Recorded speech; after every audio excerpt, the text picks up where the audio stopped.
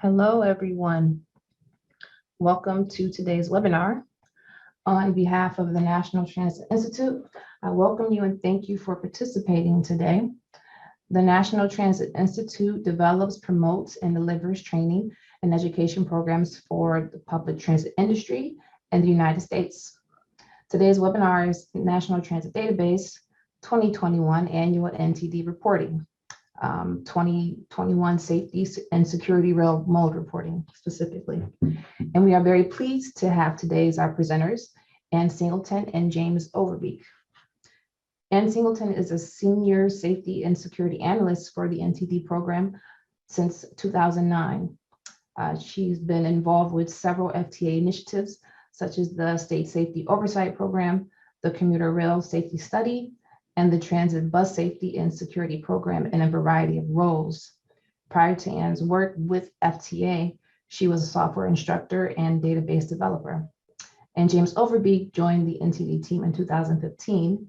He is a graduate of Randolph-Macon College and currently works as a validation analyst for the Safety and Security module of the National Transit Database.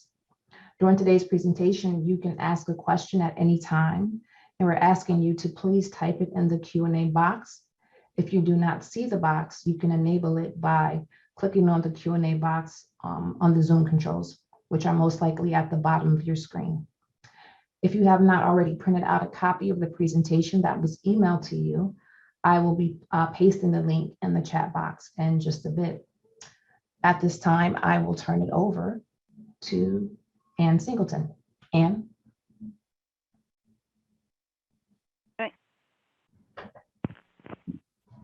Thank you, Solandria. Hope everybody can hear me. Good afternoon, everyone, and thank you so much for participating in today's webinar.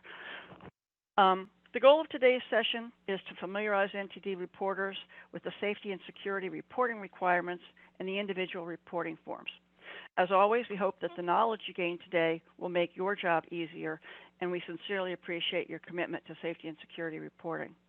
All right, so last note for this slide, for those of you that do report for purchase transportation providers, also known as a PT in your system, please feel free to share this presentation with them so that they too are aware of your reporting requirements, and also perhaps to any other departments on whom you rely for information.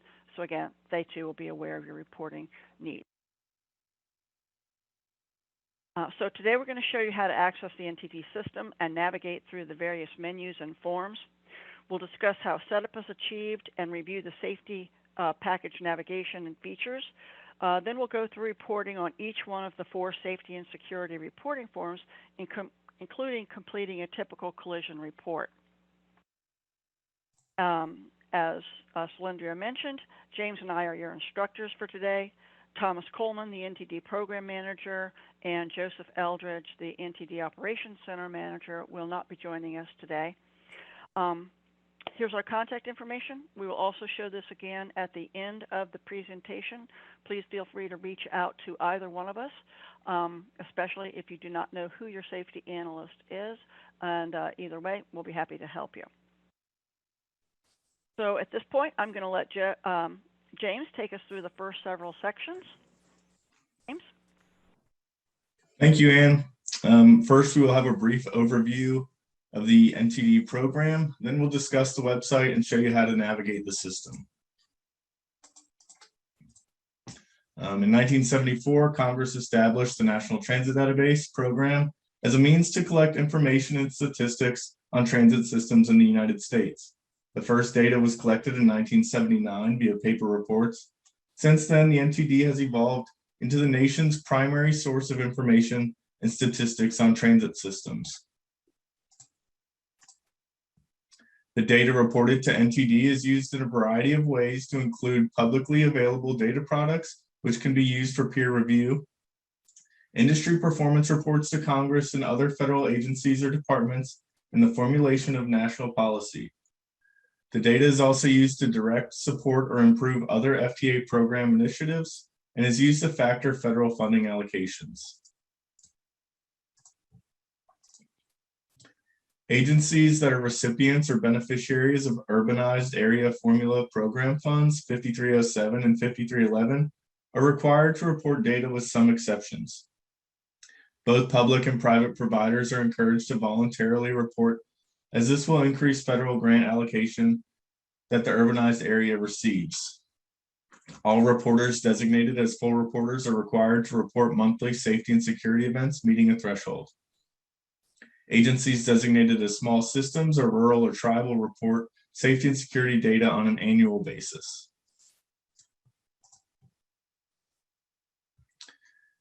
How do we validate your data? SNS 40 forms are read by the analyst to compare the event description against data points. In addition, all forms are periodically run through various system validation programs looking for common issues. If the analyst has questions or requests corrections, the analyst typically returns the form to the agency, but may also call or email the reporters. Once corrections are made, the analyst reviews the forms and will approve the submission if applicable. When you make changes to a report, be sure to always submit the form. Saving without submission does not alert the analyst changes. Additionally, unsubmitted SNS 40 forms will not be included in the agency's SNS 20 CEO certification form, nor will the changes appear in the SSOR program. Also, always notify your analyst when you delete a report and why. We must keep track of each report, even those that have been deleted.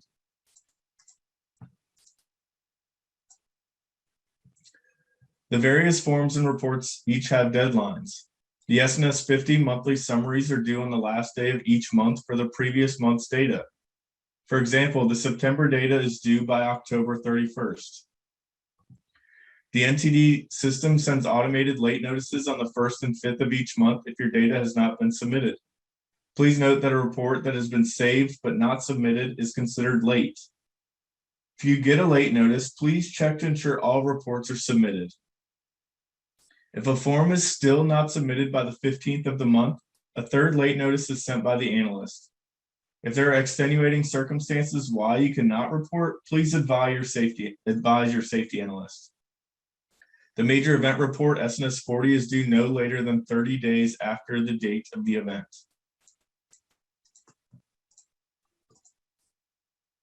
Failure to report required data can have severe consequences and could affect the agency's annual program funding. A failure to report can be submitted by an analyst to FTA for a variety of reasons, as you see listed here.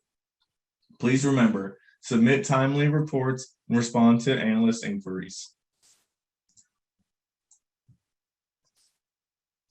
This is a screenshot of the National Transit Database homepage on the Federal Transit Administration website. On the left are several links indicated by red arrows that we will discuss on the coming slides. The first of these links is the About the NTD section, which contains an overview of the NTD program, contact information, and help desk contact information. The NTD Data section provides access to published data products, including safety and security time series files, current annual data and profiles, monthly ridership statistics, and the National Transit Summaries and Trends, just to name a few. Under reference materials, you will find the NTD Glossary, policy manuals, quick reference guides, information on training and conferences, and more. Click on either NTD reporting tool or reporting login to log into the NTD program. Use your business email address in all lowercase letters to log in. You can change the password as often as you like, but the system requires a new password every 60 days. Passwords must be at least 12 to 20 characters comprised of at least one uppercase letter, one lowercase letter, one number, and/or special character. If a user ID has not been used for 60 days, the system will lock that user ID. If you do get locked out, you may try to gain access by clicking on the reset password link located beneath where you enter your login. If you gain access but do not see your usual access level, you can try to unlock requests from the Actions menu or contact the NTD Help Desk, your annual analyst, or your safety analyst for assistance. The agency's user manager establishes a person's user role in the system. The user manager is also the point of contact if you need to have your user role changed. A person must be uniquely identified in only one role. There are 6 access levels for NTD reporting. The CEO, CEO delegate, NTD contact, and editor have the highest level of access and full functionality to include the NTD annual forms, monthly ridership, and safety and security data.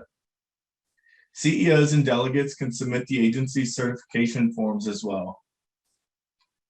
The safety contact can create, edit, delete, save, and submit SNS forms, and will also receive reporting reminders and late notices. The safety editor can create, edit, and save, but not submit safety data, and safety viewers can only view the data.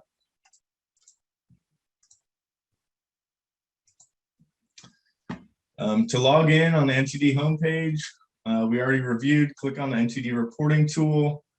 The first screen that appears is shown here on the left. Once you click on agree to the disclaimer, the boxes for you to enter username and password are presented. This has recently changed with login.gov, so there will be a link for external users.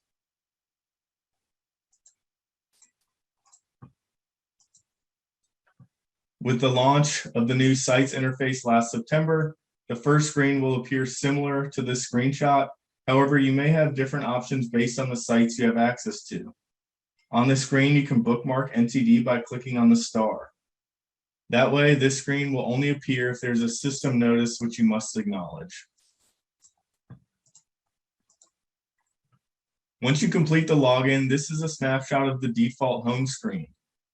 You will notice there are menu options in the blue bar across the top, which we will discuss more on the next slide. Beneath the FTA logo, you see you have access to the different modules in NTD: annual, monthly, safety, and profile.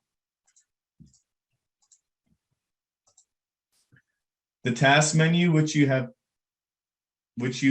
how many tasks are in your queue. Tasks are things that you need to do. For example, one of the tasks you may have is to manage any pending or incomplete SNS reports. The Reports tab will display reports that are available to you. First, click on the category, in this case, safety. There are 2 reports you may find helpful here. One is the historical lookup report to view safety and security data reported in prior years. Another report is the rate compared to industry rate report, which will compute and compare your agency incident, injury, and fatality rates against the industry average for 10 million unlinked passenger trips. Under the action menu, there are no actions related to safety data reporting, but you may see actions depending upon your user role. The grid provides internal access to other sites such as FTA or organizations, the user management module, the SSOR for state safety oversight data, and so on. The silhouette is where you log out. You can access your Appian profile and system settings. As you know, individuals transported solely for mental health evaluation are not reportable unless related to specific reportable events such as a collision. For these events, FTA has determined that those transported for mental health evaluation that is 48 hours or more does not meet the definition of a serious injury and would therefore be reported as non-serious. In January 2022, you may notice some form changes on the rail collision forms. Most likely we'll send out information about the new selections, but if you have any questions when you see these changes, please feel free to contact your safety analyst. First, we will review safety and security setup and navigation. Safety and security packages are automatically generated at the beginning of a new calendar year based on the agency's previous reporting status. Modes and type of service available in the safety module are determined by the agency's P20 form. Reporting starts based on the mode's commitment date on that P20 form. If you see any unexpected changes to the modes or types of service, or have any questions about the modes or types of service you see, contact the person in your agency who submits the annual reporting data. If you do not know who that is, contact your validation analyst and we will look into it. Please do not attempt to modify the P20 profile, as changes made here can affect all aspects of reporting and may cause data to be deleted.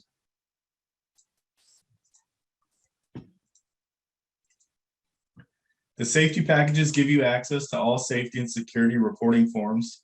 Here's a list of all of the safety forms. The SNS 20 CEO data certification form, the SNS 30 security configuration, the ability to create and view any SNS 40 major event reports, and the SNS 50 non-major summary report. As I mentioned, from the Home tab, click on the Safety module to view the available safety packages by year. As of now, we have 2 years open, and when 2022 starts, there will be 3 for a short period of time. If you click on the folder and agency in blue on the left, the next screen you see is the summary view or landing page. If you want to bypass the landing page and go directly to the dashboard where you add or edit forms, click on the pencil at the right side of the package. So this is equivalent to clicking on the Ntd safety forms of the landing page and therefore skips a step. You may have also noticed that the former working message you used to see when making a selection has been replaced with a status bar across the top of the screen.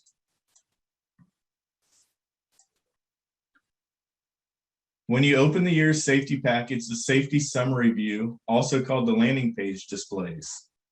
You see a confirmation of the reporting year, your agency ID number and name, your validation analyst name and email address, and the safety and security reporting fiscal year, which is always the calendar year.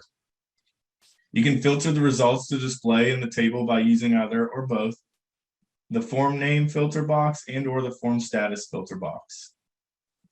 In the form table, you can sort by any of the columns to help in locating the form you wish, and double-click the column heading to reverse sort.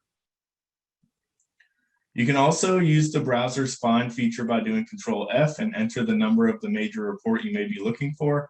However, you must be on the right page to find it. Remember, you cannot open any of these forms on the safety summary view.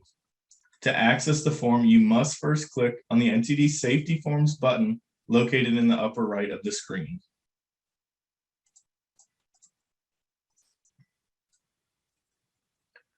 When you click on the Ntd Safety Forms button, the dashboard is displayed. It looks similar to the safety summary view, but here you can open existing forms and create major event forms by clicking on the File New SNS 40 button, which is missing from this screenshot. To open an existing form, click the blue form name and number link in the first column. This form table can be sorted and filtered just as we discussed on the previous safety summary view.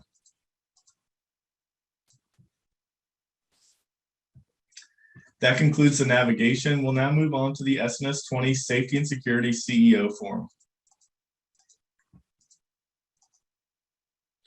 The SNS 20 CEO certification form is the CEO's confirmation of the accuracy of the safety and security data for the previous calendar year. The form becomes available on January 15th in the previous year's safety package. The form automatically calculates data from submitted reports for the year. Remember, unsubmitted data is not included. The form is due by the end of February of the following year, and only a person logged in as the CEO or CEO delegate can submit the form. Late notices for this form are sent to the CEO.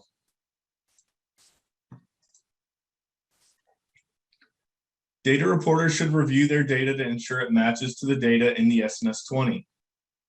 Agencies should also use any in-house reports available to help verify the data.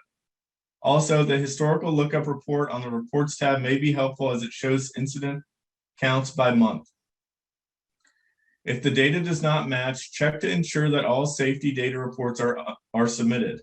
Remember, once again, unsubmitted data is not included. You may add or delete SNS 40s or edit SNS 50 data, and the SNS 20 will automatically recalculate the numbers. Remember to always notify your safety analyst if you delete any data. You or your CEO will check the confirm boxes adjacent to the data, then the CEO can click on submit. Once the form is submitted, it cannot be resubmitted, but the form auto calculates each time it is opened.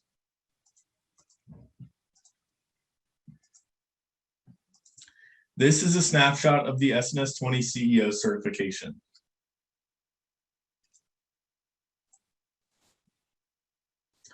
We'll now move on to the security configuration form, or the SNS 30. The SNS 30 security configuration form collects the number and type of security personnel employed or contracted by your agency.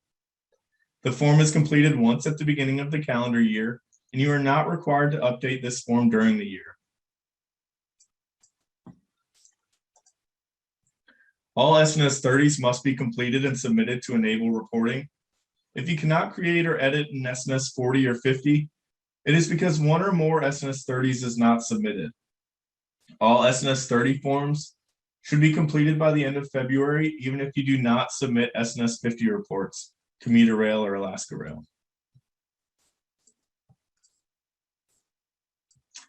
Notice you have a place to enter the primary number of security personnel and the total number of security personnel, which is the primary and secondary added together. Do not leave either of these boxes blank. Below those is a list of 7 types of security personnel with 2 columns to identify the type as primary or secondary. The primary security force is the one that routinely responds to events and or is assigned to patrol agency property. The secondary security force is the one or ones that occasionally respond or respond when the primary force requires assistance. Please use a count of 0 for the use of local police non-contracted selection. The number of personnel is reported in full-time equivalent hours. So 1 FTE equals 1 person working a 40-hour week or 2,080 hours per year. You'll then prorate the number of personnel if the person only works part-time, providing transit security, or they provide security for more than one mode. One SNS 30 is completed for each mode. Please be careful not to double count personnel. The number from the total number of security personnel box from each SNS 30 form should equal the total number of the agency's security personnel. There's an example below. MBPT mode, the total number is 1.5. LRDO mode, the total number is 3. And for the DRDO mode, the total number is 0.5. This means the total security force for the agency would be 5 full-time equivalent.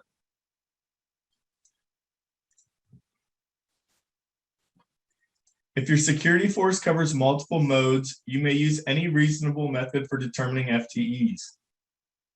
That may be modal ridership or the number of employees covering a mode. If your agency contracts for security and pays a monthly fee based on services used, they should determine FTE based on the previous year's total hours worked.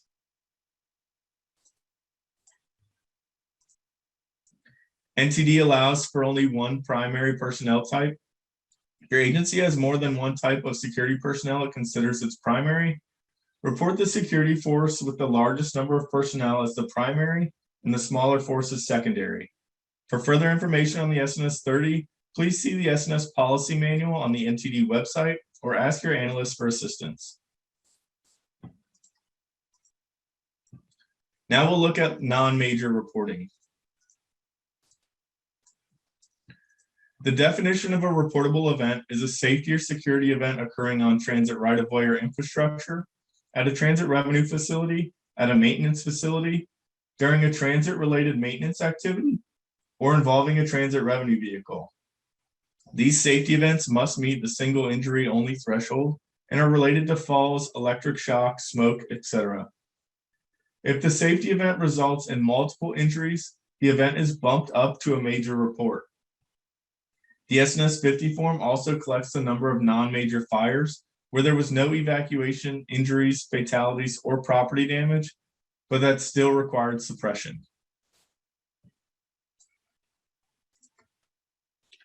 There are some exclusions to the non-major events, including events that occur off transit property where affected persons, vehicles, or objects come to rest on transit property after the event. For example, this might be where a bicyclist's wheels get stuck in embedded tracks and a person lands on the tracks. Or OSHA events occurring in administrative buildings.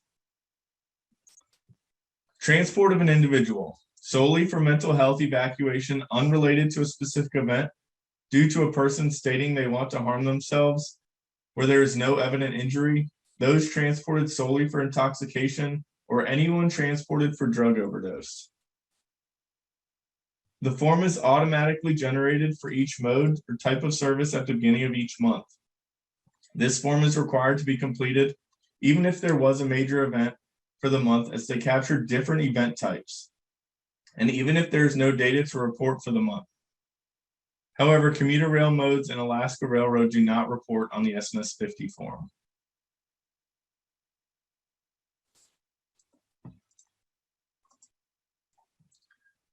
To recap, for submitting other safety events or incidents, you are entering the number of incidents and the matching number of injured parties. Remember that injured means they were transported away from the scene for medical attention, regardless of whether they appear injured or not. Do not include people who were not transported away from the scene for medical attention or those transported only for intoxication where there is no injury. Here are several examples of injuries reported on the SNS 50.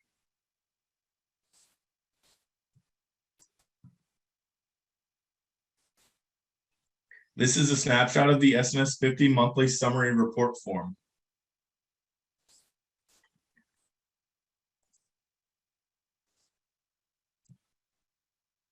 Two of the categories for injuries on the SNS 50 form relate to securement issues.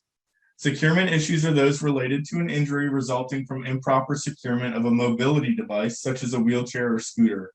So they are reported as other in-vehicle securement issue. The other category is for other in-vehicle, not a securement issue.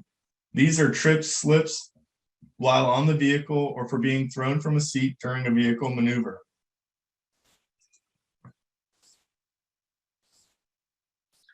Complete one form for each mode and type of service monthly. If no qualifying safety events occurred for the month and mode, open the appropriate SNS 50 form and choose the checkbox adjacent to no data to report. Then save and submit the report.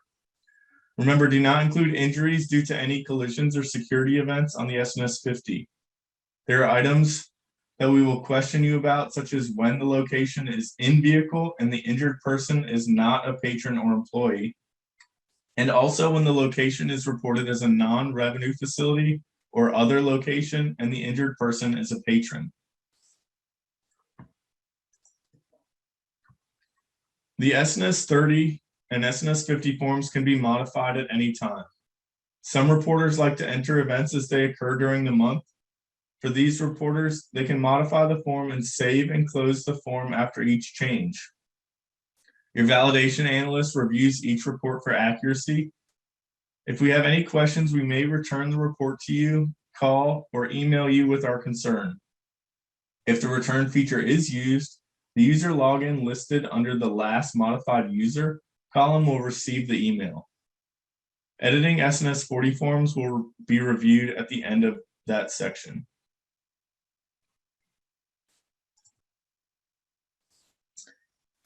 I'll now turn this over to Anne to discuss major event report forms. Thank you, James. All right, so we're going to go over the SNS 40 forms and requirements. Excuse me. Applicability is the same as for the SNS 50, but we're going to look at this in more detail. A reportable event is a safety or a security event occurring on the transit right-of-way or infrastructure, at a transit revenue facility, at a transit maintenance facility or rail yard, during a transit-related maintenance activity, or involving a transit revenue vehicle, and meets one of the following reporting thresholds. Excluded from the applicability is events that occur off transit property where persons, vehicles, or objects come to rest on transit property after the event. OSHA events in administration buildings drug overdoses or natural causes, including those found deceased, maintenance vehicle or non-revenue vehicle collisions that occur while traveling to or from related maintenance work, or collisions involving a supervisor vehicle or transit police vehicle while operating on public roads. Let's look at the thresholds. We're going to just look at the list first, and then we'll dive into each one more deeply. So the first threshold is a fatality. This includes suicides. One or more persons transported for medical attention or a serious injury. Substantial property damage. Evacuations of a transit vehicle or a vehicle for life safety reasons, or evacuations to the rail right-of-way, both transit or officially directed or customer self-evacuations are all automatically reportable regardless of any other threshold. All derailments on both the main line and yard are also automatically reportable. A collision involving a rail transit vehicle at a grade crossing, a collision between a rail transit vehicle and a person, a collision between a rail transit vehicle and another rail transit vehicle, which includes both revenue or non-revenue and maintenance vehicles, and any incident involving a runaway train, which applies only to revenue vehicles, regardless of whether or not they were in or service or not. So we're going to go through a few examples. First of all, part of the event definition stated involving a transit revenue vehicle. So if a transit vehicle is deadheading or is out of service and it's involved in a collision meeting a reporting threshold, it is reportable. Maintenance-related activities are included in reporting, as we mentioned. Here you see a few examples of some maintenance-related activities that would be reportable to NTD.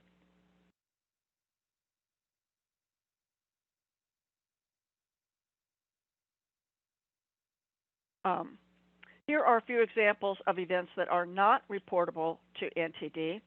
The first two listed here are examples of events that occur off transit property, and also employees injured on a city street or other property that is not on transit-owned property.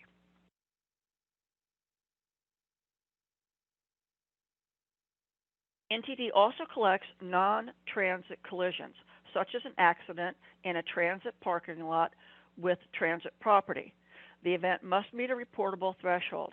And here you see, again, a few examples that you can read through. For the number of other vehicles selection, enter the total number of non-revenue or private vehicles involved.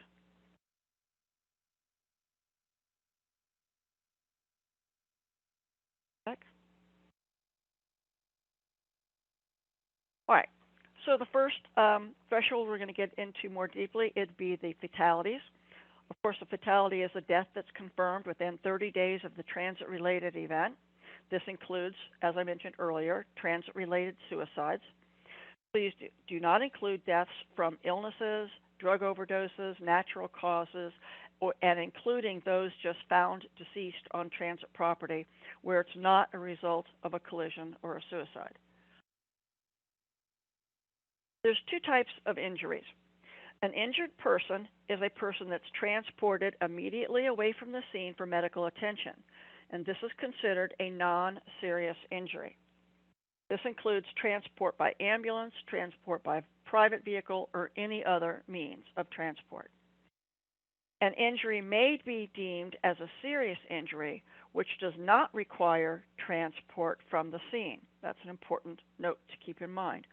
Whenever you report a serious injury, please describe the nature of the injury in the event description to corroborate the serious nature that you've chosen as a selection on the form, which you'll see a little bit later. This description in the event description is very important. If you report a serious injury and you don't explain the nature of that serious injury meeting to the criteria that we'll look at momentarily, we're going to send it back and ask you to put in that corroboration.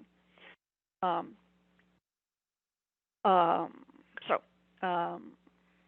again, reiterating what James said earlier about the 48-hour hold for mental evaluation has been deemed to not meet the serious injury criteria.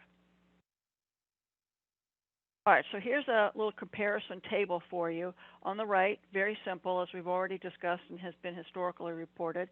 A non-serious injury is medical injury sought without delay after the event, and the person has to have had medical attention at someplace other than the location. So EMS responding and taking care of them, and then they walk away is not an injury at all, as far as NTD is concerned. Serious injuries maybe a little bit more of a challenge. You see the list here of the criteria that it has to meet. We understand that with HIPAA laws and things like that, it could be a little bit challenging to try and deem the nature of the injury. Sometimes the agency will learn by the person or the person's family that the person was injured and was admitted to the hospital, especially if there could be possible legal action. If not, FTA expects only a reasonable effort to obtain this information. All right, injury exclusions again. First aid administered at the scene is not considered an injury. Medical attention due to illnesses, again, also not reported. And of course, just reiterating the exclusions for mental health or declarations of self-harm, intoxication, overdoses, and so forth that we've already discussed in the SNS. All right, the next threshold is substantial damage. Like the serious injury, substantial damage has, rather than a dollar value, it just gives you a list of criteria once again. So there's two parts to this substantial damage, as you can see here. Damage to any involved vehicles, facilities, equipment, rolling stock, or infrastructure that has disrupted the operations of the rail transit agency. That's the first part. And that event adversely affects the structural strength, performance, or operating characteristics of the object or vehicle, requiring towing of any vehicle, rescue, they've sent a rescue train, on-site maintenance, or immediate removal prior to safe operation. I want to make this perfectly clear, so one thing I just want to mention again, we do have a number of seasoned reporters that I'm sure are listening in today, and they may remember that $25,000 threshold that we used to have back in 2016. That was changed to $25,000, went away in 2017. It's now this set of criteria. And I'd just like to stress that because I know I've sent reports back and say, hey, substantial damage seems to apply here. And they go, oh, no, it didn't cost $25,000. So just remove the thought of monetary value out of your mind. All right, let's take a look at this a little bit more. Some of the things that you exclude in that substantial damage. And you can see here damage to your window, cracked windows and small dents and so forth. Also damage to personal property such as cell phones, laptops. You don't include medical claims, litigation, or criminal investigations. All right, so at first glance, both the inclusions and the exclusions refer to on-site maintenance and removal from service. Also, most agencies have policies to remove vehicles from service for post-accident inspections or evaluations. When applying substantial damage threshold, consider both parts of the substantial damage criteria, as we just spoke about. And that includes damage to the vehicle and on-site maintenance or removal prior to safe operation. The exclusions from service for minor repairs or maintenance does not refer to damage in this context.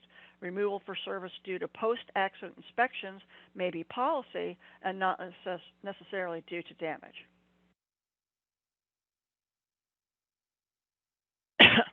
Continuing with an example of the exclusions from the service for minor repairs, in non-transit collision where a vehicle hits a catenary pole disrupting service, these repairs excuse me, could be minor but still disrupt service significantly.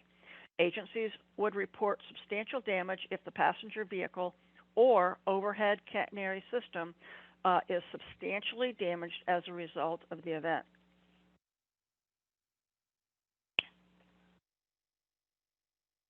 Regarding the towing portion of the substantial damage criteria, this does not pertain to the towing of the train, but does refer to the towing of the other vehicle or vehicles involved in the collision or the event due to disabling damage in order to meet the threshold. For example, let's say there's a mid-block collision with no injuries, no fatalities, yet the car is towed due to disabling damage. You would select the substantial damage option on Setup Screen 2, and then from the list of damage identifier options that come up, you would say to non-transit property only. And then on the other vehicle form, you would answer yes to the question, was this vehicle towed away from the scene due to disabling damage? And just one other note about that. Do note that that is disabling damage. So that could be very minor disabling damage. Maybe just the radiator broke, or maybe it just sustained a flat tire.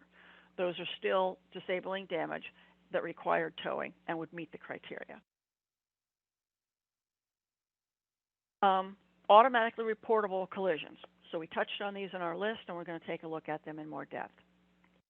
Rail transit vehicle collisions at a grade crossing, again, are automatically reportable. This includes pedestrian crosswalks at transit stations. The collision could be with an auto, with an object, an animal, or whatever the case may be. A grade crossing is where rail tracks and a road or a pedestrian pathway intersect. Systems running in mixed traffic, such as all of our streetcar systems and many of our light rail systems, each street intersection is considered a grade crossing. A collision between a rail transit vehicle and a person is automatically reportable regardless of any injury or fatality. For example, if a pedestrian walks into the side of a moving train but is not injured, you still report the collision with a person, but you do not include any injury or fatality form. Rail transit vehicles include rail maintenance vehicles. As a reminder, if a person bumps into a train that is not moving, that is reported as a slip and fall on the SNS 50 form. Rail-to-rail vehicle collisions are automatically reportable as a rail collision, including any configuration of two or more revenue or non-revenue vehicles. Excuse me. However, if a non-revenue vehicle collides with a person or an object, including rail equipment, it's still reported as a rail collision, but the collision would then have to meet a specific threshold. Or any individual threshold, I should say. Okay, so this table is designed to assist you on how to report these rail-to-rail collisions and which ones are automatically reportable and the number and types of vehicles you might include. So when you create a rail collision report, the collision event form requires you to enter how many transit trains are involved and how many other vehicles are involved.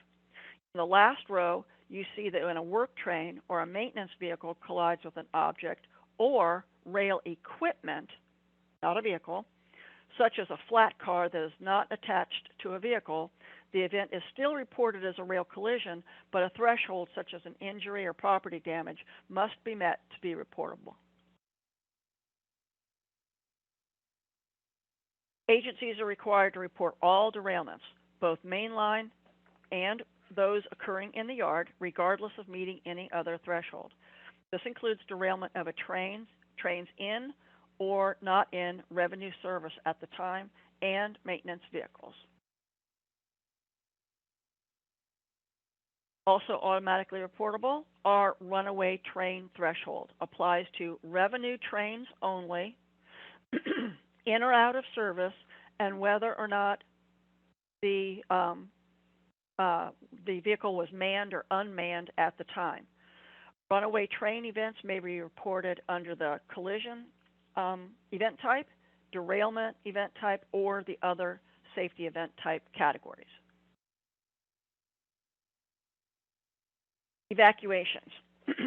All evacuations for life safety or to the right-of-way are reportable, including those directed by an official or self-evacuations. An evacuation for life safety means that there is imminent danger to all people in that environment. Self-evacuations are where customers vacate the property without the direction of the transit agency or other authority. Some examples of life safety reasons might be a suspicious package, bomb threats, bombings, smoke events, fire, fuel fumes, noxious odors, so on. An evacuation may be due to mechanical or maintenance issues. For example, a train loses power and the passengers are evacuated onto the right-of-way. However, if passengers are moved from one train to, say, a rescue train without stepping onto the right-of-way or to a station platform, that is not considered an evacuation to the right-of-way. All right, so how do we report these SNS 40 major events? Just as a reminder, as James showed you earlier, from your Home tab, you click on Safety and then open the folder year that you want. Click on your File New Safety Forms button, and then you would see this selection, as you see here, for a File New SNS 40.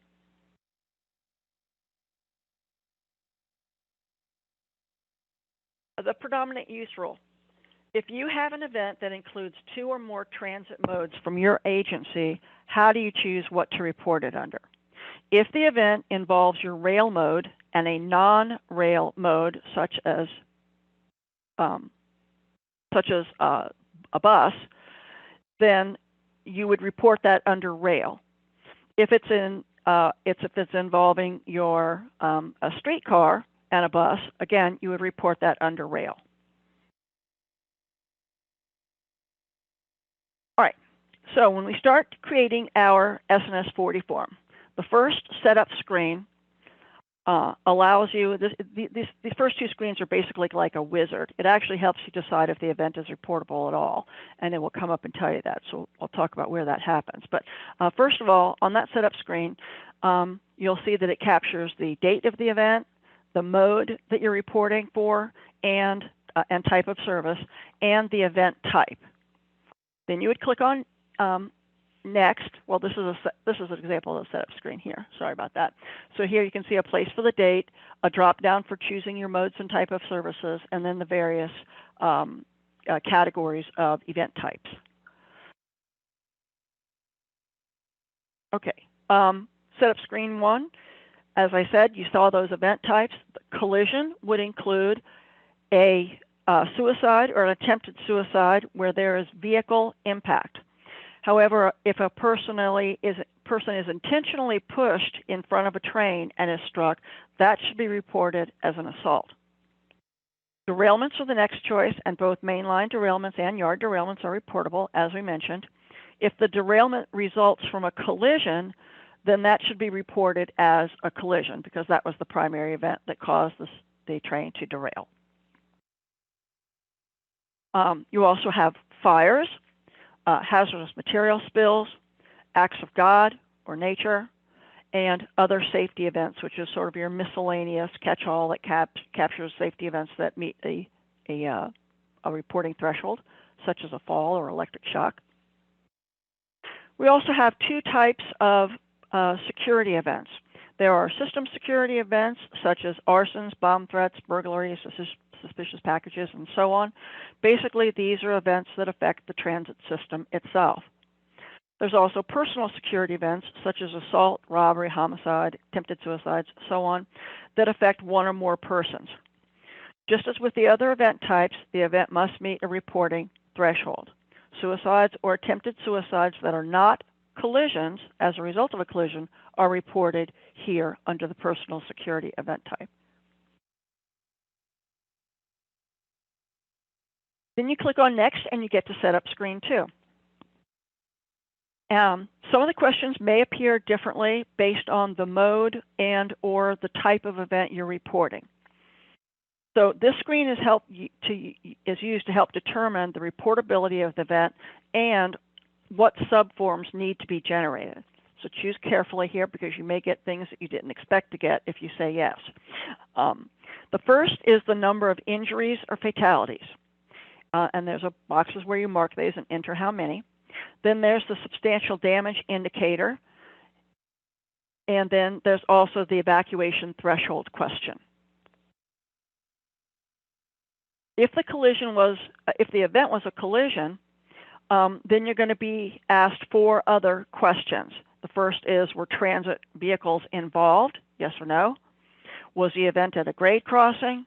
Yes or no? And was the event a collision with another rail vehicle or person? And then the last question is, did this event involve a runaway train, which will also appear on the derailment and other safety event form as well. All right, so this is a snapshot of setup screen 2. And this is including all of the options. So this is based on a collision.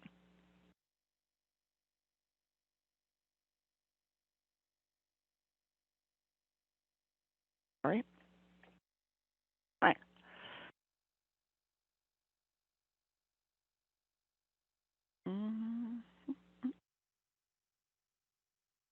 Okay. I got myself lost. Here we go. Oh, all right. Here we go. As with other events, non-transit collision must meet a reportable threshold, and here are a few examples of those reportable events.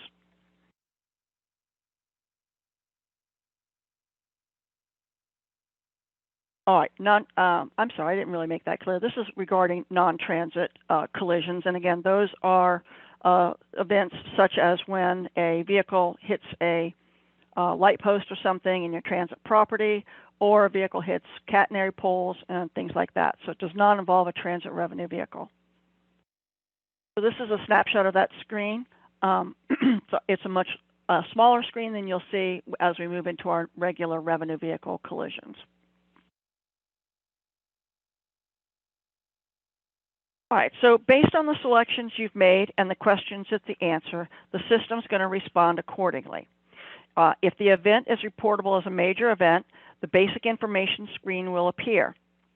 If the event is not reportable as a major event, the system will generate a message that the event is not reportable and ask if you want to continue.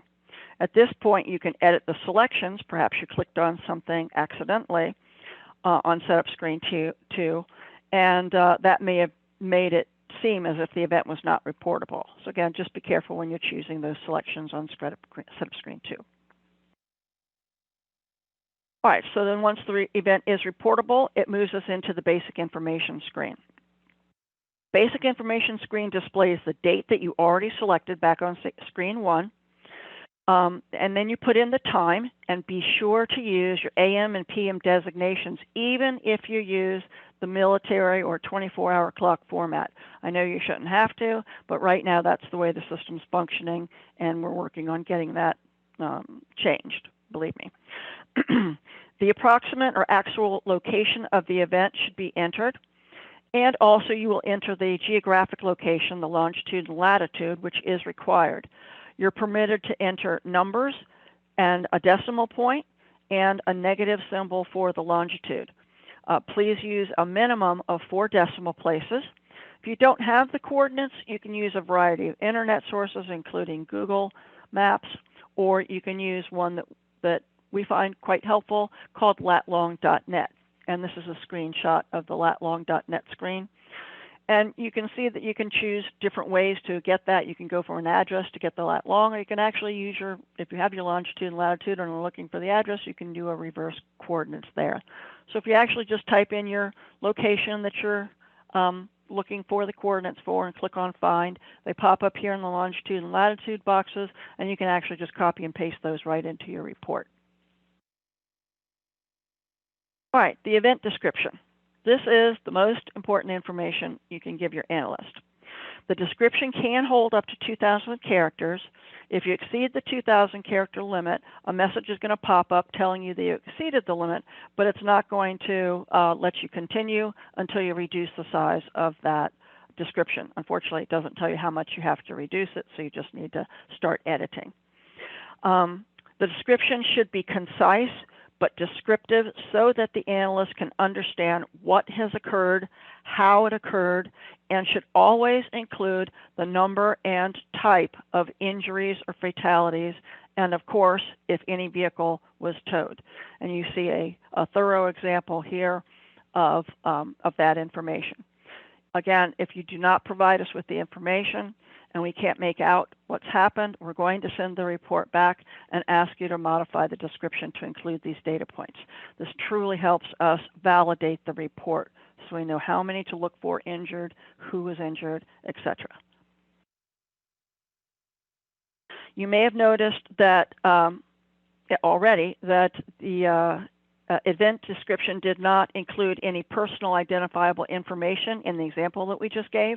No names, addresses, badge numbers, driver's license numbers, or anything like that should ever be included in your description. You can include ages, you can include genders, but no other information. So again, just review your description. Otherwise, again, we'll send it back and ask you to remove the badge numbers and ID numbers of any sort. There are event check boxes for attempted suicide and suicide on the basic information screen. Please make sure this selection is also made on the injury or fatality form accordingly. The last piece of information on the basic information screen is a name and phone number of someone to contact for additional information. You do not need to enter the name of the person if they are the same person reporting the event, because by protocol, we're going to return reports and contact the person that put the report in. But you can put this in there if there's someone else to contact. Don't include any dashes or periods when you're putting in the phone number. All it's going to do is cut the phone number off. Just type in the numbers with no other characters or symbols. The basic information screen is also the first screen that shows the progress bar across the top of the form when you're completing it. That bar shows you how many subforms you still have yet to complete and your progress thus far. So this is a screenshot of the basic information screen. This blue bar up at the top is showing your progress. So in this case, you can see that we have a few more forms after the basic information form that we're going to have to complete. So first, we will review the details of reporting a collision. The collision screens will vary slightly depending upon the selections you made on screen 2. The collision screens will vary slightly also depending upon the selections on setup screen 2. Typically, there are 4 screens or subforms that may appear when you're reporting a transit collision.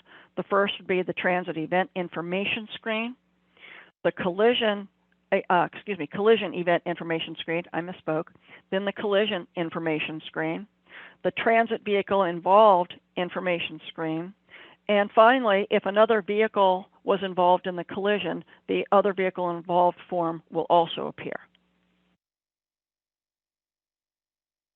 So this is a snapshot of the collision event screen for all rail modes. All right, so let's go over these details. So the collision event information screen captures the information about the number of trains that are involved. This answer would always be 1 unless 2 trains from your agency collided. The location of the event, such as the transit facility, the right-of-way, both at a grade crossing or not. And you would always choose right-of-way, not a grade crossing, with locations such as driveways or parking lot entrances or mid-block events.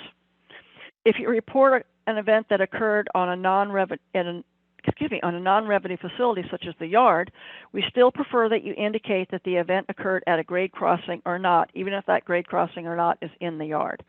Again, we'll send it back to you and ask if you can provide that information. And if you can't, then you can't. But we do like to have specific information. For the collision with selection, indicate what the train collided with, such as another vehicle, a person, an animal, a fixed object, or whatever. Note that a collision with a bicyclist, a pedicab, or a person in a wheelchair is reported as a collision with a person. Scooters, mopeds, motorcycles, school buses, dump trucks are all considered a collision with a non-transit motor vehicle. You'd only use the other selection when no other selection is appropriate.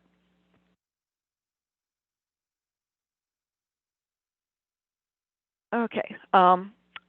The collision with a transit vehicle is used when two transit vehicles from your agency collide. And choose the appropriate collision with depending on if the train was in or not in service.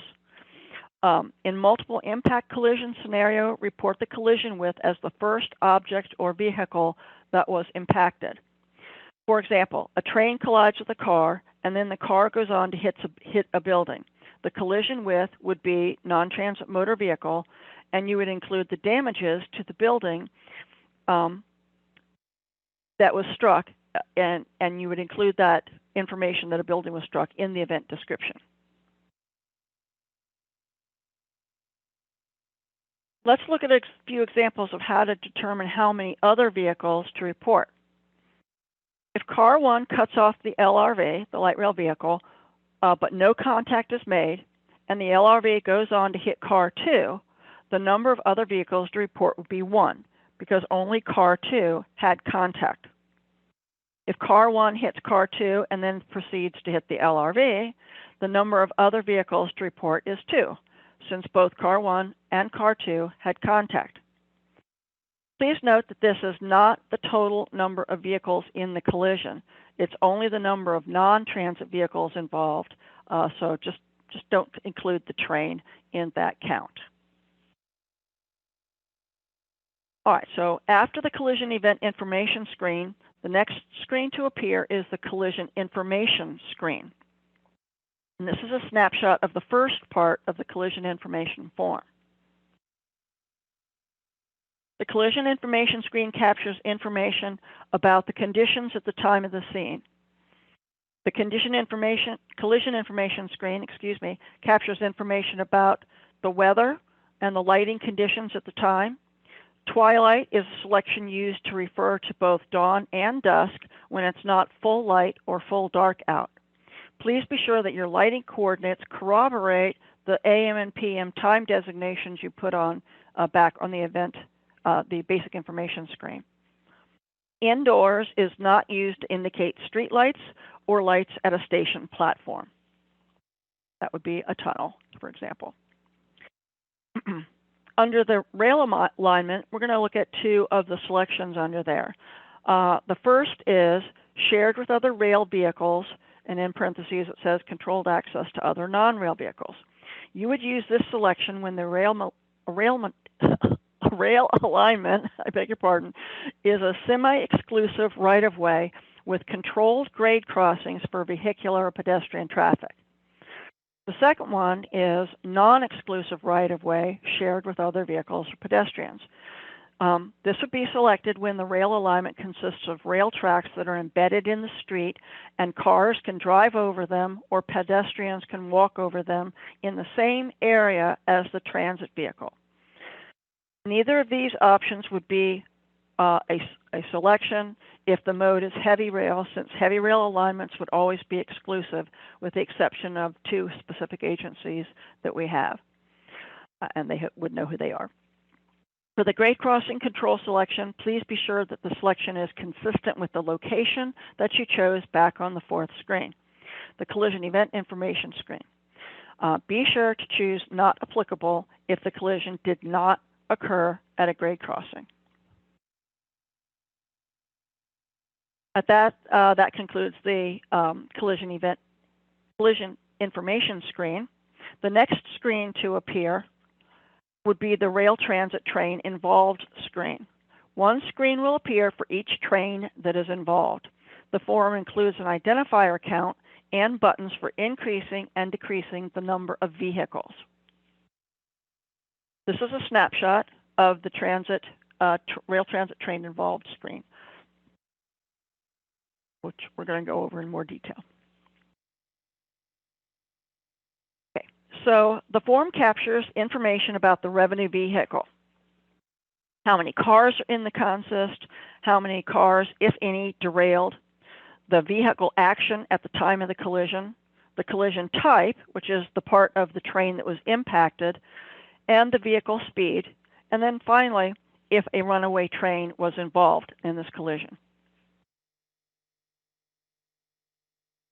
The form also captures the fleet that was involved. So what was the vehicle that was involved in this collision? So the fleet involved section integrates with your agency's most current A30 revenue vehicle inventory form. There are separate A30 forms for each mode and type of service. With this integration, you will choose a vehicle from the list of available options for that mode.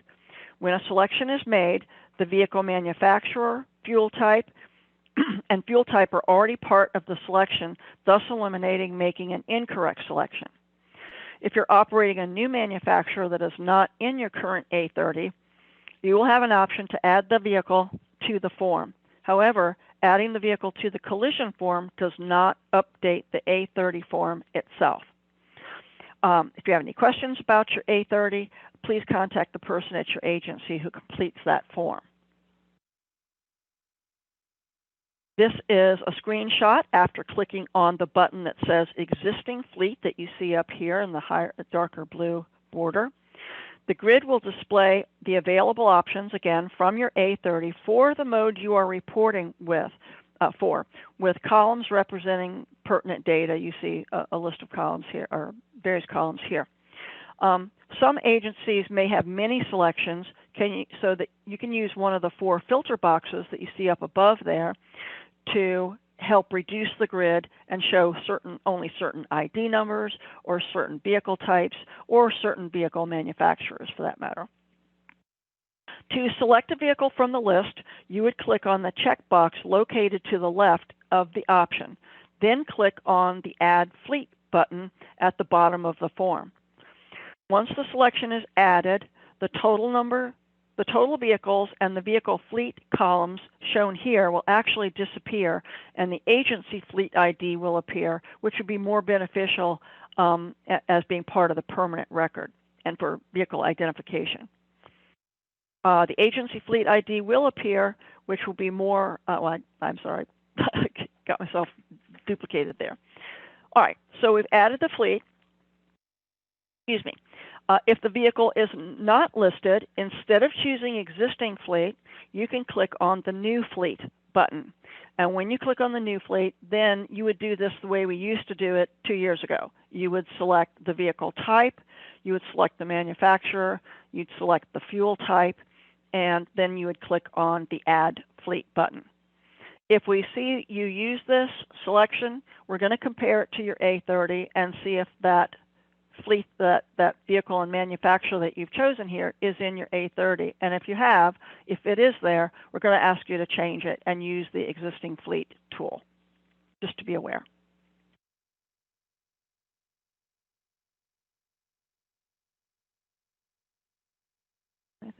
Okay, so if you do want to remove it, then you would click on the red X button, red X checkbox at the right-hand side where it says Remove, and then you'd basically just start over with your existing fleet selection.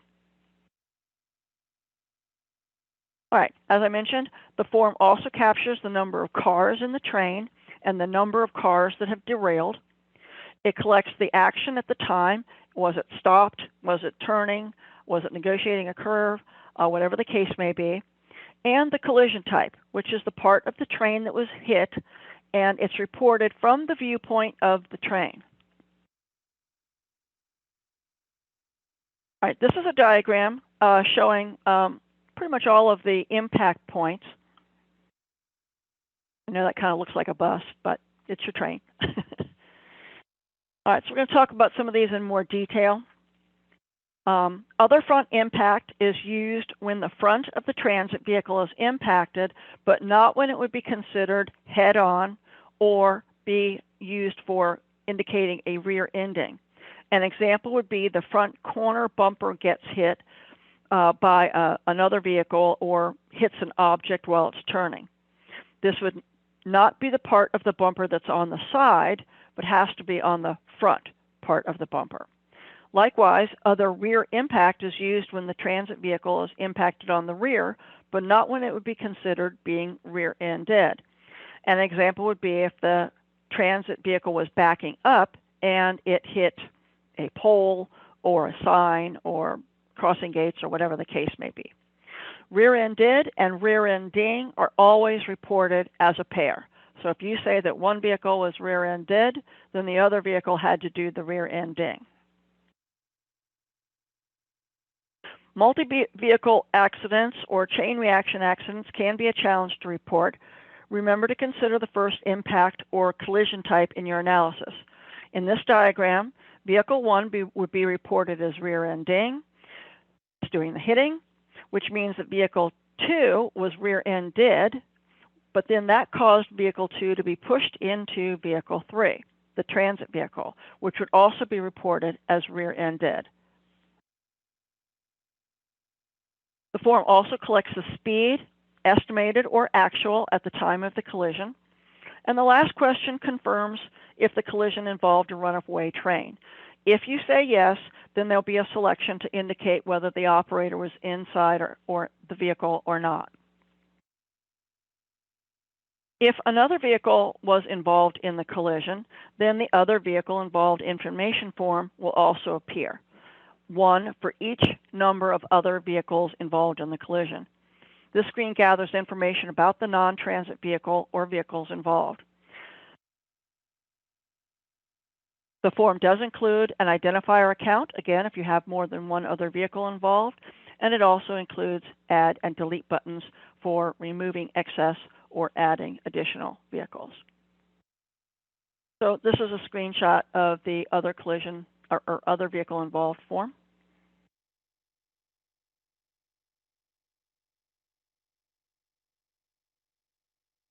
So this form collects the type of other vehicle that's involved. When reporting a collision, the other vehicle screen also has a selection for commercial rail or Amtrak vehicle. The automobile selection would be used for both cars or passenger vans, such as a Dodge Caravan, for example. And also it collects the other vehicle action at the time of the collision. The collision type is collected just as you do with the transit vehicle. It's the part of the other vehicle that was impacted. And then the tow away question.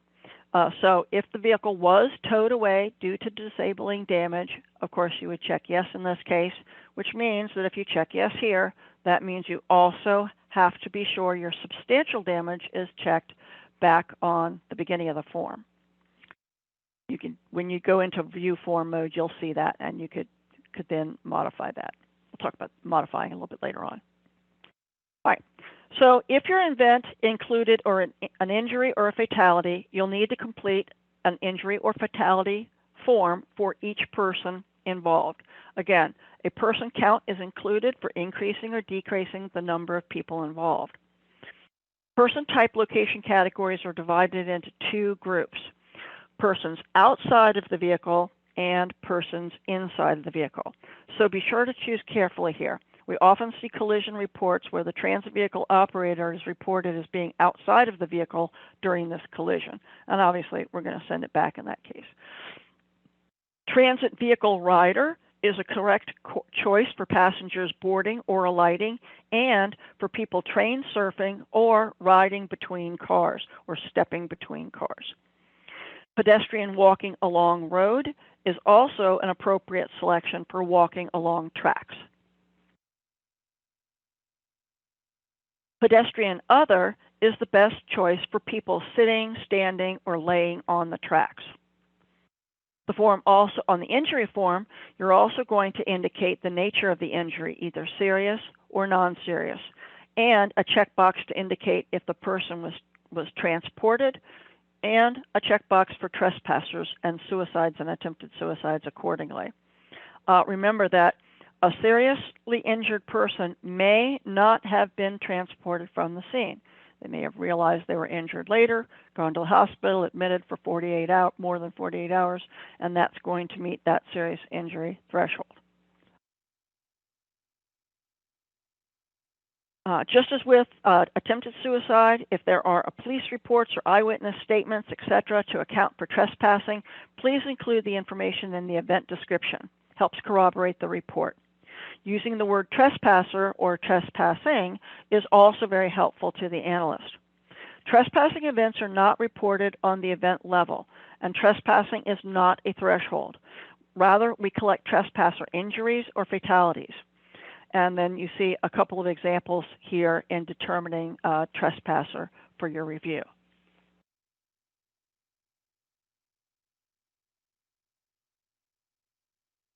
Okay, so this is a snapshot of the fatality form. Pretty much the same as the injury form with one exception, which I'll show you momentarily. The exception, of course, is this injury type. And this is where you indicate whether it's a serious or non-serious injury. And once again, can't state it enough, if you indicate serious, you have to go back and make sure that your event description includes the nature of that injury. The person broke his leg, he broke his arm, whatever, he was burned, you know, over second-degree burns, whatever the case may be. All right, and with that, I'm going to let you listen to James for a little while.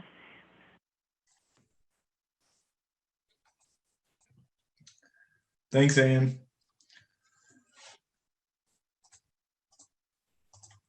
All righty. Earlier, we discussed evacuations. Evacuations can be included in any event type, but are less common in collisions. If an evacuation is incorrectly included or excluded, you cannot add or delete it from a report.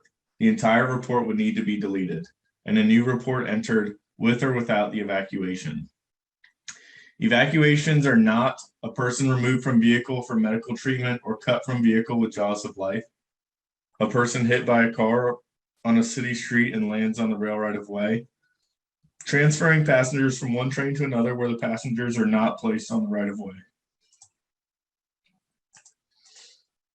Here's a screenshot of the evacuation subform. The first question on the evacuation event screen is to confirm that the evacuation was for life safety to the rail right of way, and if either of these situations was a self-evacuation. You may select as many options as needed. Include a brief description of the evacuation, including the cause.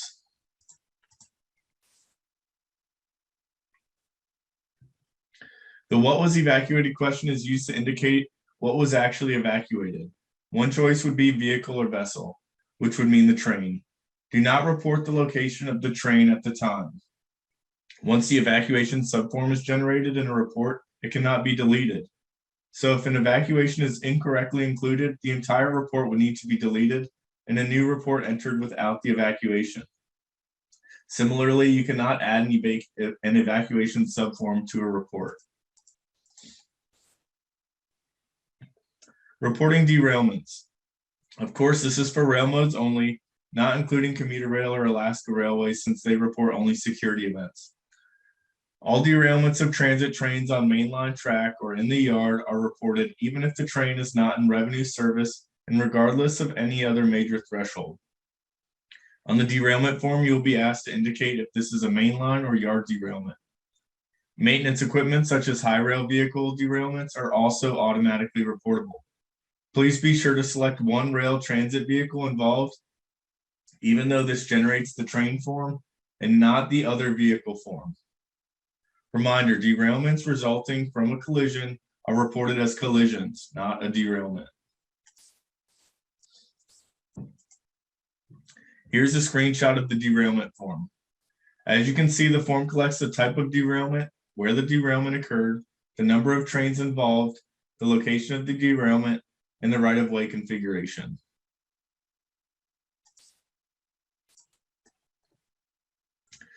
This is a screenshot of the derailment rail. Excuse me. This is a screenshot of the derailment rail transit details form, which is much like the collision information screen, collecting lighting, alignment, and conditions. This is a screenshot of the derailment rail transit train involved form. Notice the same integration of the A30 form, which is completed just as we discussed under the collision section. The form also collects information about the train involved, including if the derailment was due to a runaway train. Reporting fires on the SNS 40 that meet one or more major event thresholds. To be defined as a fire, the incident must have had fire suppression equipment or personnel involved to contain the fire and must meet a major event threshold. Without these thresholds, a fire requiring suppression is reported on the SNS 50 non-major summary report. Arson is reported on screen 1 as a system security event, not a fire. The presence of smoke only is reported as an other safety event. Here's a screenshot of the fire event details screen.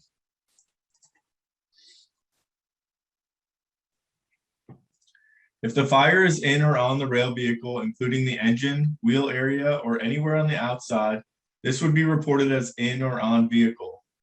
Report the type or cause of the fire. For the fuel type selection, if you chose the location of the fire as in or on vehicle, then you would report the fuel type of the vehicle. Acts of God are natural and unavoidable catastrophes that affect the transit environment. Select all locations of property damage, injuries, or fatalities and evacuations. You will be able to choose more than one option. For example, the location should indicate the property or properties that were damaged and not the geographic locations such as the name of the city.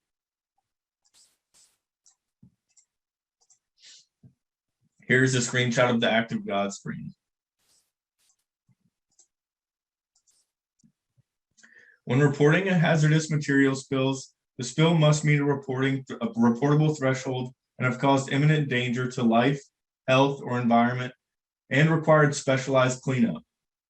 A couple of examples of what is not reportable as a hazmat event. Oil or brake fluid, etc. from a transit vehicle is most likely not enough fluid to meet a threshold. A bleach container carried onto vehicle breaks open and the vehicle is evacuated due to fumes. This is reported as an other safety event because no specialized cleanup was used.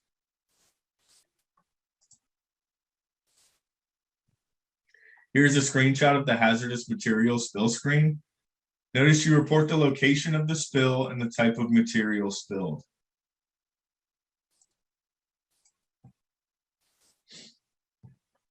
There are two categories of security events on screen 1, system security or personal security events, which must meet one or more of the following thresholds. Personal security events happen to individuals on transit property or those boarding or lighting a transit vehicle. This is the form used to report attempted suicide or suicides where the event does not involve contact with the train.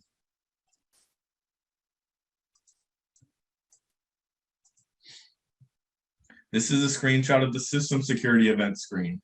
You may notice that there is an other system security event option on this form. This would be to capture security events that do not meet any other category. For example, shots fired at or objects thrown at a vehicle. This is a screenshot of the personal security event screen. You will notice that there is an other personal security event option for events that do not fit into other categories, such as when a person is transported due to being tased by police.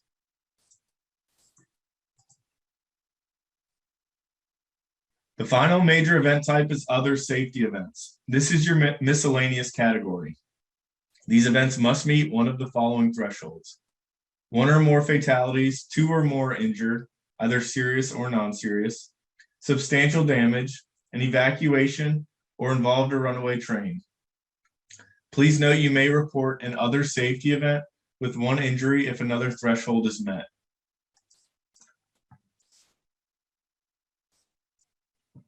Here are some examples.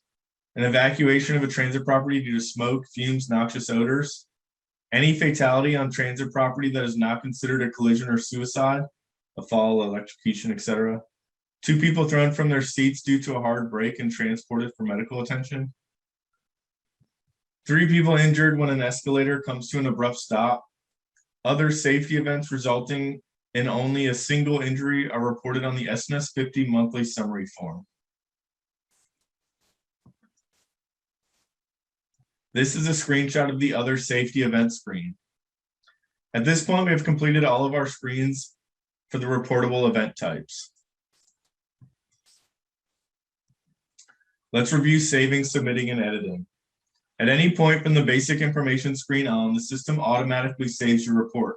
So if you close the report without saving or submitting from this point on, these auto-saved reports become pending reports, which are stored as tasks on the task menu option. When you are ready to complete the report, click on the task menu option and you will see a listing of each task. Major event report task will appear with SNS 40 in the title. Just click on the task and the system will return you to the screen you were on when you close the report. Complete the report and save and submit, or if you no longer need the report, you can choose delete instead. Save and submit options appear when you're in view form mode. If you do not see a save or submit button, click on the view form button and scroll to the bottom. Once you click on save, the report is saved. It is given an event number at the top of the report. The report stays open so you may review it. When you submit a report, the report will close and return you to the dashboard. Submitting the report releases the report to the validation analyst for review and comment. It also notifies the analyst that a report has been created or edited. Please note that the unsubmitted reports are excluded from the event, injury, and fatality counts in the SNS 20 CEO certification form. Analysts may return a report to you for questions or to make corrections. The system will send the last modified user 1 email for each report that is returned. After you make the correction, be sure to save and submit.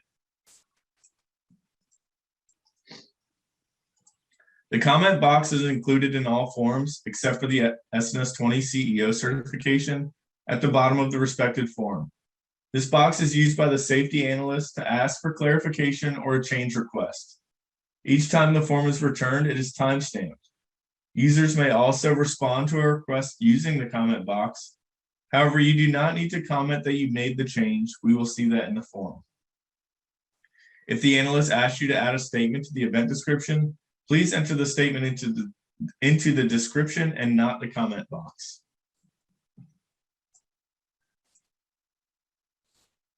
When reviewing or editing your reports, it's important to learn how to move around the document.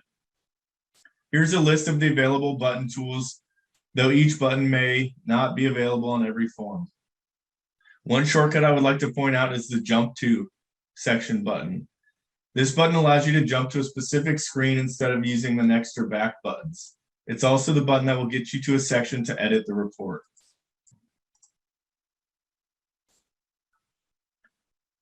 When you open the report, the first screen is the Setup Summary view. This screen is the only place you can edit the date of the event. Also, if your report does not include any injuries or fatalities, this screen is the only place where you can add them. Then you would click on Next, which displays your report in view form mode. At this point, you can continue to use Next to go to each screen, or you can click on one of the Jump To section buttons, which are shortcut to specific screens. This enables the editing mode. As a reminder, save and submit only appear in view form mode. If you opened a report and did not edit it, just click Close. If you did edit the report, always submit after editing. Unsubmitted changes will not be reflected in the SSOR data for the State Safety Oversight Agency. If you delete a report that was not requested by your analyst, please notify your SNS analyst.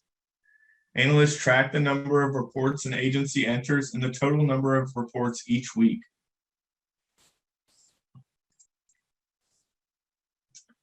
This concludes the presentation.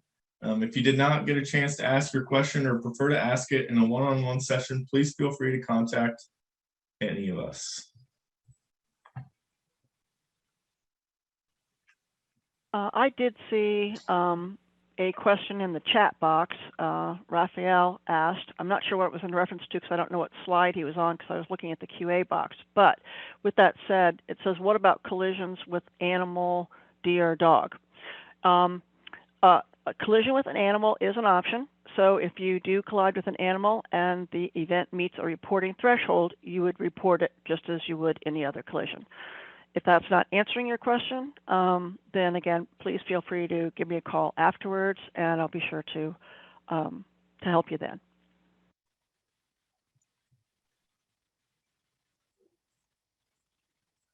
Great. Thank you so much. And I do see there may be one last question in the Q&A. I'm not sure. Yes. You want to answer that now, that. then we'll wrap it up. Is that the one from Bram? Are you referring to? Yes. Yes, I did answer him. Okay. It's really more about, you know, what the whys of the differences in damage thresholds for everybody. So in case you didn't see those, bus. If you report for bus modes also, or non-rail modes as we refer to them, you may notice that that does still use the dollar amount criteria for threshold, $25,000, but rail does not. This was a federal regulation change made in 2017.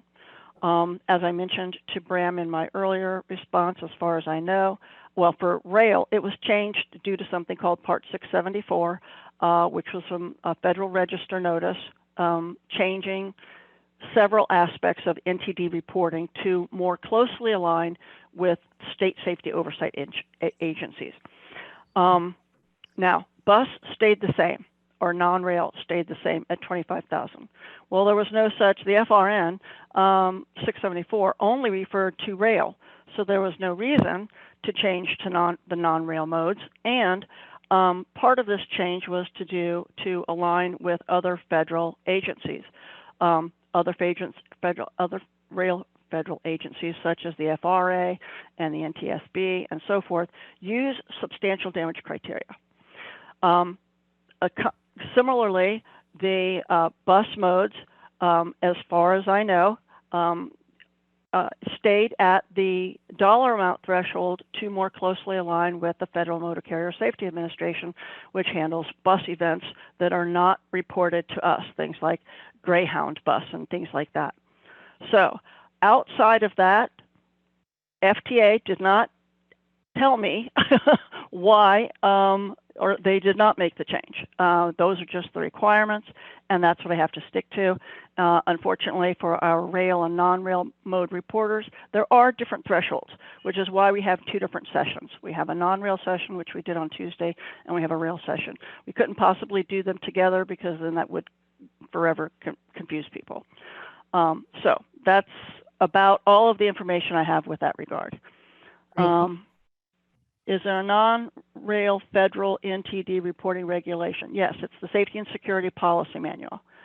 And it is on the NTD website, as we mentioned earlier. I can't remember what slide that was. James may be able to find that. But it was on the first screen where it says NTD, and it has that funny looking graph. On the left-hand side, it will say NTD, I think it says references. And if you click on references there, you will see the various policy manuals listed, and the 2021 Safety and Security Policy Manual is there, and you can open that and read through that. That is our guidance. The 2022 manual will be posted later. It starts on slide 12. Okay, thanks, James. Great. Well, again, the policy manual, and just to answer, I hope, Elizabeth's question a little bit more thoroughly, the policy manual covers rail and non-rail. And that policy manual is the NTD reporting guideline for safety and security data. There is also, you will see there, so don't confuse it, there's an NTD annual manual and other manuals, but you want the safety and security one in order to look at NTD safety and security data requirements.